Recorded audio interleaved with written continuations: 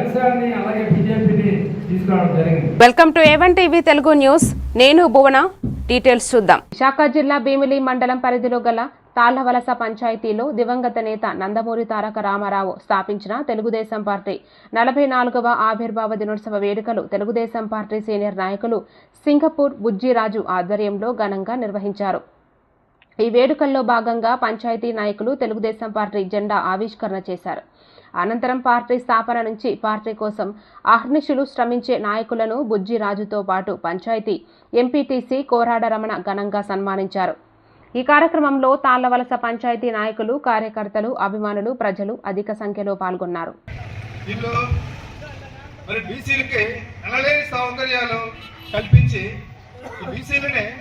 మంచి మార్గంలో నడిపించి రాజకీయంగా చైతన్యం నింపి పైకి తీసుకొచ్చిన పార్టీ ఏదైనా ఉందంటే అది ఒక్క తెలుగుదేశం పార్టీ.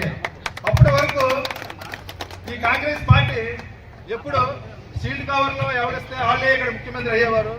కానీ ఆ వరవడిగా మన తెలుగుదేశం పార్టీ వచ్చిన తర్వాతే మారి ఎవరికైతే జనబలం ఉందో వాళ్ళే ముఖ్యమంత్రి అవ్వాలి, జనాల సమస్య తెలిసిన నాయకుడు అని